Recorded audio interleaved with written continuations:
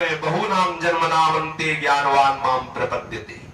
बोले बहुत जन्मों के बाद अब इस बात को स्थूल बुद्धि वाले ये समझ लेते हैं कि अभी तो पहला जन्म मनुष्य का हुआ है, अरे बहुत जन्म करो साधना तब ये ज्ञान होगा। ये स्थूल बुद्धि की बात है।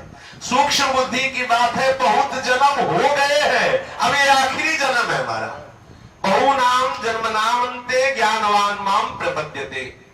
83,99,900 से 99 योनियों को कितनी बार भोग चुके हैं। एक योनि ये मनुष्य योनि मिली, साधन धाम मोक्ष कर द्वारा पाई न जे परलोक सफर।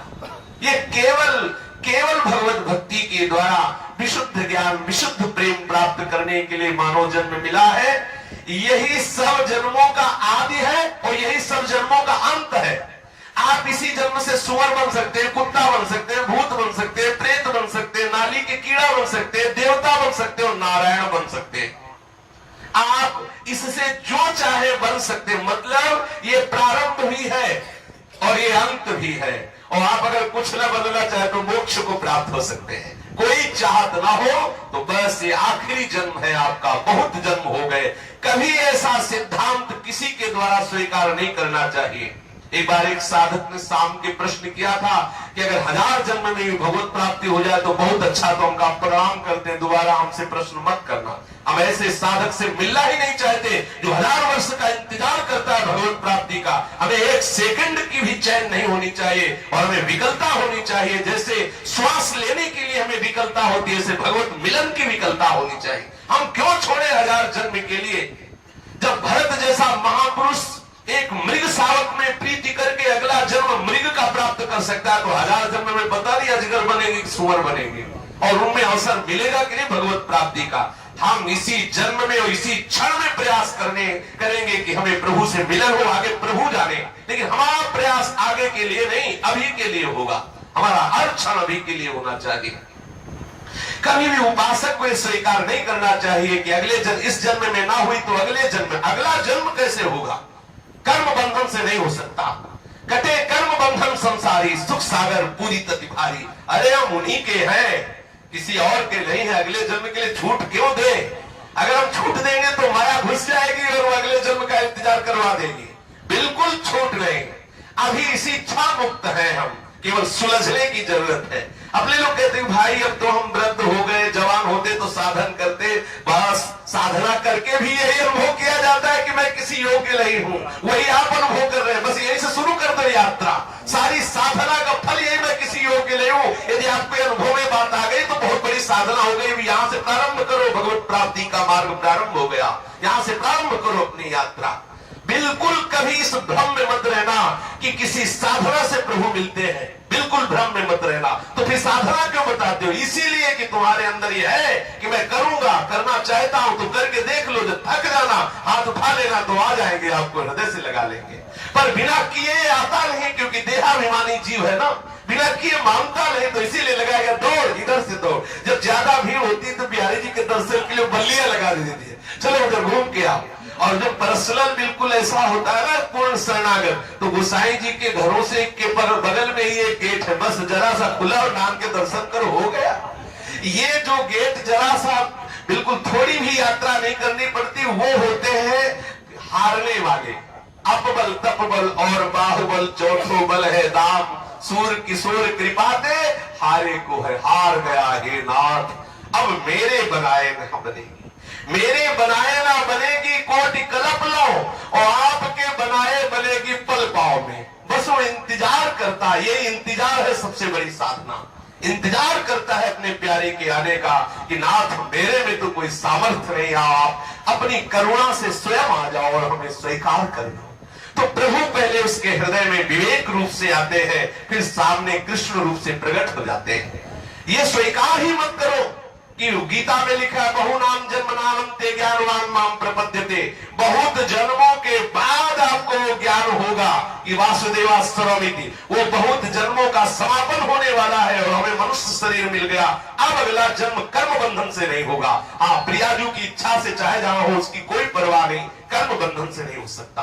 दृढ़ विश्वास कोई अगर ये कहे कि आप बाबा जी हो, साधना करते हो, तो ये बात आई, सच्ची मानो। ये सब बाहरी बातें हैं। आप गृहस्थी है, बाबा जी हैं, आप स्त्री है, पुरुष है, आप पोशाक को लेके बैठे हुए हैं, लेकिन पहनने वाले को नहीं समझ रहे। पहनने वाला श्री कृष्ण का अंश है, श्री कृष्ण मैं है। केवल इतना सुलझ के समझ, इतनी ठसक में आ जाओ कि हम तुम्हारे हैं, तुम्हारे सिवा हमारा कोई नहीं है, ये तो बाहरी है सब, आप वास्तविक हमारे हो। इतनी अज्ञान की भाषा में बोल दो तो स्वीकार कर लेंगे और वो ज्ञान दे देंगे कि और कोई है नहीं मेरे सिवा। वास्तविक भगवत प्राप्ति दुर्लभ उसको जिसको सत्संग नहीं मिला। सत्संग मिला तो भगवत प्राप्ति कैसे दुर्लभ है। जो जिसकी सत्ता नहीं है उस संसार की प्राप्ति दुर्लभ है, जिनकी सत्ता है उनकी प्राप्ति कैसे दुर्लभ हो सकती है। दुर्लभ उसी को है जिसे सत्संग नहीं मिला है। सत्संग मिल गया, सदगुरुदेव मिल गए तो भगवत प्राप्ति दुर्लभ है? नहीं नहीं, दुर्लभ है सा महात्मा सुदुर्लभा। भगवत प्राप्ति हो चुकी है। वो महात्मा मिल जाए जो सुलझ गया है, वो महात्मा मिल जाए जो हमें वो रास्ता बता सकता है कि श्री कृष्ण कैसे मिलते हैं। ये दुर्लभ बात है। अगर ये दुर्लभता सुलभ हो गई तो बस सब बात बल गई। दुर्लभो मानुषो देहो देहि नाम क्षण भंगुरा तत्रापि दुर्लभम मन्येत वैकुंठ प्रिय दर्शनम। ये दुर्लभ बात है। श्री हरि की अपार कृपा हो गई, हमें मनुष्य जन्म मिला। अब हमारा ये आखिरी जन्म है, हमें सत्संग मिला और सत्संग के द्वारा हमें अंदर से स्वीकार कर लेना है कि हम श्री कृष्ण के हैं, हम प्रियाजू के हैं, हम लाडली जू के हैं। बस ये स्वीकार करना है। ये स्वीकार करने में जो हमें बाधा पहुंचा रही है वृत्तियां, उन वृत्तियों की तरफ हमें निरीक्षण करना है। ये मनुष्य जन्म संपूर्ण जन्मों का आदि जन्म और अंत जन्म है। आप यहां से जहां चाहे आप यात्रा कर सकते हैं। आप चाहे तो अपने संसार और द्वंद्वों की यात्रा यहीं से पूर्ण कर सकते हैं। जो मनुष्य, ध्यान दीजिए, अंत समय में जिस जिस भाव का स्मरण करते हुए उस शरीर को छोड़कर जाता है, उस भाव को ही प्राप्त हो जाता है। हमें जितना जीवन बचा है, अब हमें तैयारी इस बात की कर लेनी है। अभी भगवत प्राप्ति का स्वरूप आपके हृदय प्रकाशित हो। ये ठसक से जो बोलते हैं ना, किसी तपस्या का बल नहीं है। आप ये मत समझना, हम कोई महात्मा नहीं है, हमारे अंदर कोई ऐसे आचरण नहीं है जो दिव्य हो। बिल्कुल वैसे ही है जैसे एक पतित जीव के होते। इतनी पता नहीं कौन सी हवा आ गई कि ठसक भर गई हमारे माई से हमारे ऊपर। ये ठसक जो है बुलवा रही है। ये जो हमारे अंदर गुरु कृपा से, धाम की कृपा से इस ठसक में ऐसी घनीभूत ठसक है कि अब इसके अंदर और कोई वायु प्रवेश नहीं कर सकती।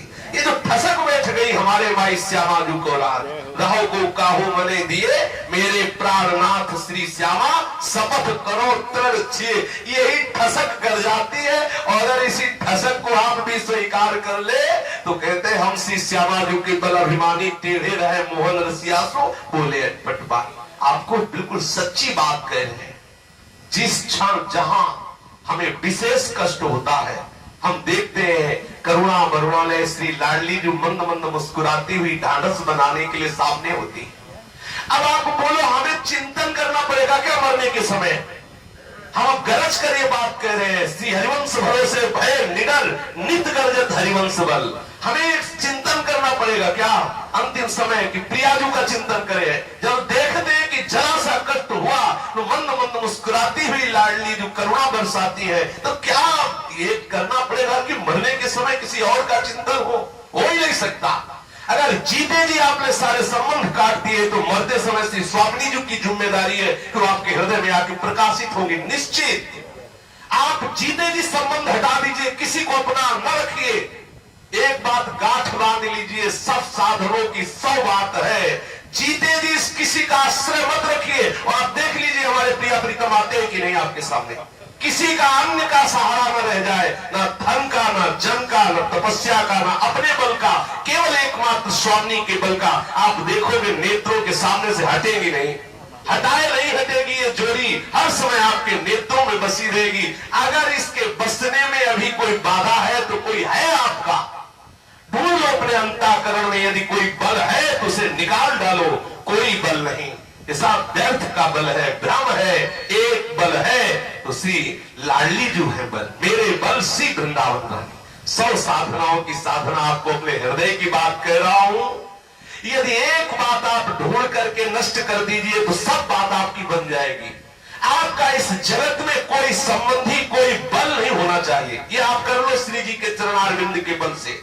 जीते जी आपका कोई नहीं होना चाहिए। तो आप देखेंगे युगल सरकार गलवैया दिए हुए मुस्कुराते हुए आएंगे। इनकी मांग है अनन्य, केवल इनकी मांग है अनन्य चेता सततम यो माम स्मृति नित्यसा।